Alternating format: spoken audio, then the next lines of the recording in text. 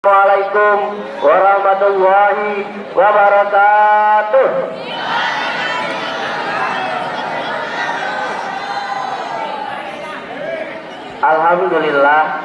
Alhamdulillahirabbil alamin.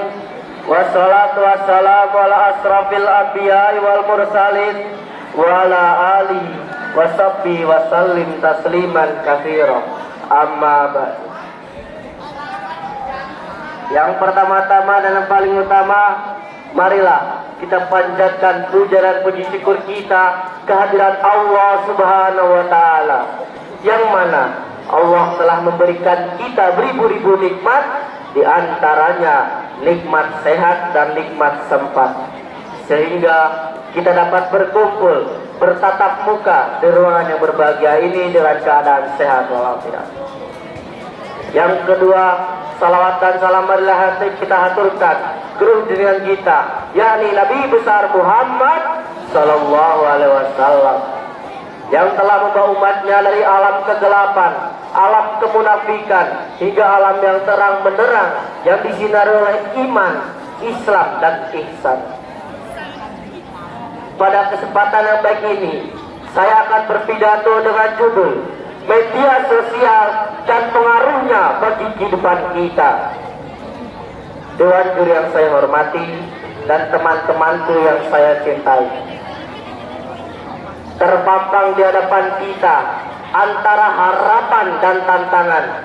Harapannya, kita dapat menyaksikan kebangkitan Islam sedang berjalan, di mana masjid-masjid semakin makmur, lembaga-lembaga pendidikan agama pun semakin menjamur.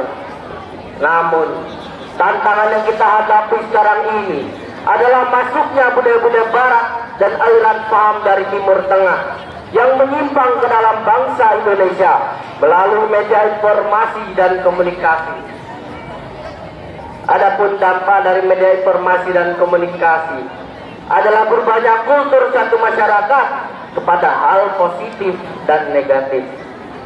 Adapun yang mengarah kepada hal negatif, contohnya banyak sekali dari generasi muda kita, tidak terkecuali dari anak madrasah yang terjerumus ke dalam lembah hitam, seperti pecandu narkoba, pergaulan bebas, geng-geng motor, tawuran antar pelajar, tindakan radikalisme dengan mengatasnamakan agama, dan lain sebagainya. Akibatnya, hari demi hari bangsa ini semakin dekat dengan kehancuran. Na'udzubillahi min dzalik. Dewan juri yang saya hormati dan teman-temanku yang saya cintai, Allah Subhanahu wa taala telah menjadikan kita dua mata, dua telinga, satu mulut, akal dan hati. Maka ketika kita menerima satu berita atau informasi dari manapun sumbernya, dari siapapun orangnya, kita harus memeriksanya dengan teliti, dengan mengedepankan akal pikiran sehat dan hati yang jernih. Jangan sampai kita langsung menerimanya, apalagi menyebarkannya kepada banyak orang, yang justru akibatnya dapat menimbulkan fitnah, ghibah, permusuhan, dan bahkan pembunuhan, serta akan mencerai-beraikan persatuan dan kesatuan sesama anak bangsa. Marilah kita harus cerdas dalam menggunakan media sosial. Allah Subhanahu wa taala telah berfirman dalam Al-Qur'an surat Al-Hujurat ayat 6. A'udzu billahi minasyaitonir rajim. Bismillahirrahmanirrahim. Ya ayyuhalladzina amanu in ja'akum fasiqun binaba'in fatabayyan, yang artinya, hai orang-orang yang beriman, jika datang kepadamu orang fasik dengan membawa satu berita, maka periksalah dengan teliti. Dewan juri yang saya hormati dan teman-temanku yang saya cintai, Islam agama yang menjunjung tinggi nilai-nilai kemanusiaan, keadilan dan kedamaian. Maka kita sebagai seorang mukmin yang baik, kita tinggal dan hidup di negeri Indonesia yang damai, kita tidak boleh membuat keresahan dan menimbulkan tindakan anarkis akibat paham radikalis. Jangan sampai kita salah paham dan terkena paham yang salah. Jangan sampai pengalaman yang pahit salah mengartikan makna jihad, menjadikan Islam dipandang sebagai agama teroris. Padahal Islam hadir sebagai rahmatan lil alamin, memberikan rahmat bagi alam semesta.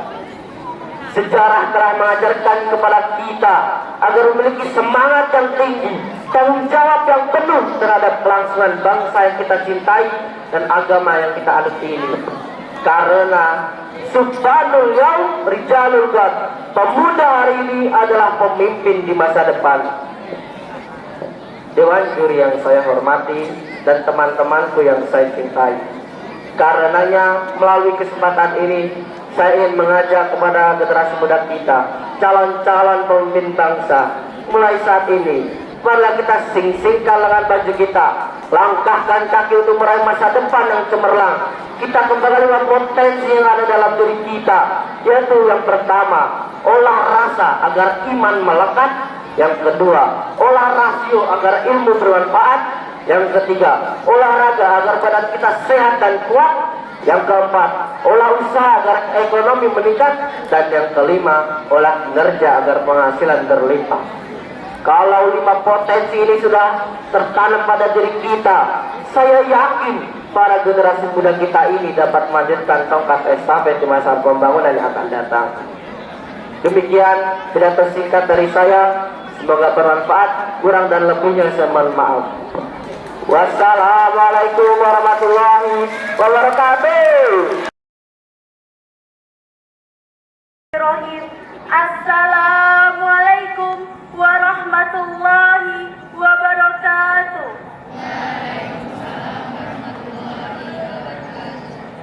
Dewan juri yang dimuliakan Allah Subhanahu wa taala, teman-temanku yang saya cintai dan saya banggakan. Hamdan wa syukran lillah, wassalatu wassalamu ala Rasulillah wa ala alihi wa ashabihi man la nabiyya wa la rasula ba'da, amma ba'du. Pada kesempatan yang baik ini, marilah kita panjatkan puji syukur kehadiran Allah Subhanahu wa taala. Tuhan yang Maha Pengasih lagi Maha Penyayang, tak pilih kasih, tak pandang sayang, yang nikmatnya tak terhitung, tak terbilang. Dengan nikmat tersebut, kita dapat berkumpul di tempat ini, bertatap muka beradu pandang untuk saling menasehati dalam kebaikan dan ketakwaan.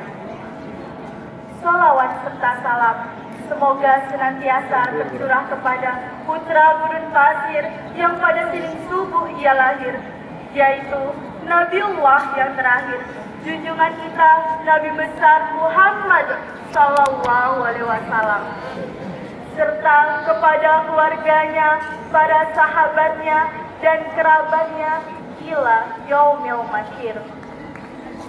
Pada kesempatan yang berbahagia ini, saya akan berpidato dengan tema Stop Berita Hoaks dan Radikalisme untuk Keselamatan Diri, Kemuliaan Agama dan Bangsa.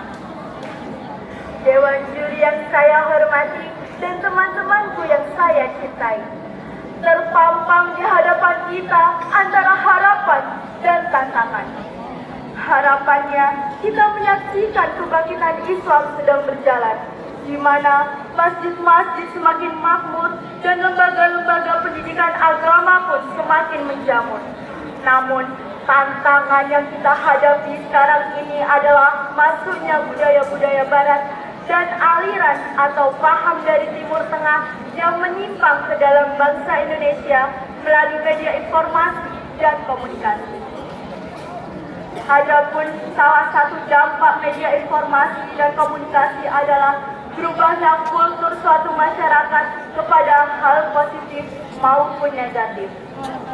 Adapun yang mengarah kepada hal negatif, contohnya, banyak dari generasi muda kita, tidak terkecuali anak sekolah, mereka terjerumus ke dalam lembah hitam, seperti pecandu narkoba, pergaulan bebas, geng motor, tawuran antar pelajar, penyebaran berita hoaks, tindakan radikalisme dengan mengatasnamakan agama, dan lain sebagainya. Akibatnya, hari demi hari, bangsa ini semakin dekat dengan kehancuran. Na'udzubillah min dzalik. Dewan juri yang saya hormati dan teman-temanku yang saya cintai, Allah Subhanahu wa Ta'ala telah menjadikan kita dua mata, dua telinga, satu mulut, akal, dan hati.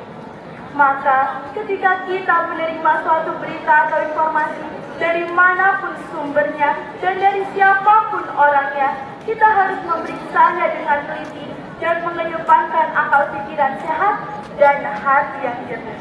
Jangan sampai kita langsung menerimanya, apalagi menyebarkannya kepada banyak orang yang justru akibatnya bisa menimbulkan fitnah, ghibah, permusuhan, bahkan pembunuhan, serta akan mencerai-beraikan persatuan dan kesatuan sesama anak bangsa. Marilah kita harus cerdas dalam menggunakan media sosial. Allah Subhanahu wa Ta'ala telah berfirman dalam Al-Quran surat Al-Hujurat ayat 6. A'udzu billahi minasyaitonir rajim. Bismillahirrahmanirrahim. Ya ayyuhalladzina amanu in ja'akum fasiqun binaba'in fatabayyanu. Artinya, hai orang-orang yang beriman, jika datang kepadamu orang fasik membawa suatu berita, maka periksalah dengan teliti. Dewan juri yang adil lagi bijaksana dan teman-temanku yang baik hatinya. Islam adalah agama yang menjunjung tinggi nilai-nilai kemanusiaan, keadilan, dan kedamaian. Maka kita sebagai seorang mukmin yang baik, kita hidup dan tinggal di negeri Indonesia yang damai, kita tidak boleh menimbulkan keresahan dan melakukan tindakan anarkis akibat pengaruh paham radikal. Jangan sampai kita mudah salah paham dan terkena paham yang salah. Jangan sampai pengalaman yang pahit salah mengartikan makna jihad, menjadikan Islam dipandang sebagai agama teroris, padahal Islam hadir sebagai rahmatan lil alamin, memberikan rahmat bagi alam semesta. Sejarah telah mengajarkan kepada kita agar memiliki semangat tinggi dan tanggung jawab penuh terhadap kelangsungan bangsa yang kita cintai dan agama yang kita anut. Karena Subhanul Yaum Rijalul Ghad, pemuda hari ini adalah pemimpin di masa depan. Dewan juri yang saya hormati dan teman-temanku yang saya cintai. Karenanya pada kesempatan yang baik ini, saya ingin mengajak kepada generasi muda, calon pemimpin bangsa. Mulai saat ini, mari sing-singkan tangan baju kita, langkahkan kaki untuk meraih masa depan yang cemerlang. Mari kembangkan 5 potensi yang ada dalam diri kita, yaitu pertama, olah rasa agar iman melekat. Kedua, olah rasio agar ilmu bermanfaat. Ketiga, olahraga agar badan sehat. Keempat, olah usaha agar ekonomi meningkat. Dan kelima, olah kinerja agar penghasilan berlipat. Kalau 5 potensi tersebut sudah melekat pada generasi muda, saya yakin mereka akan mampu menjadi pelajur tongkat estafet pembangunan di masa yang akan datang. Demikian pidato singkat yang dapat saya sampaikan. Terima kasih atas segala perhatian dan mohon maaf atas segala kesalahan. Jika ada sumut di ladang, bolehlah saya menumpang mandi. Jika ada pidatoku yang kurang, bolehlah bertanya kepada Dewan Juri.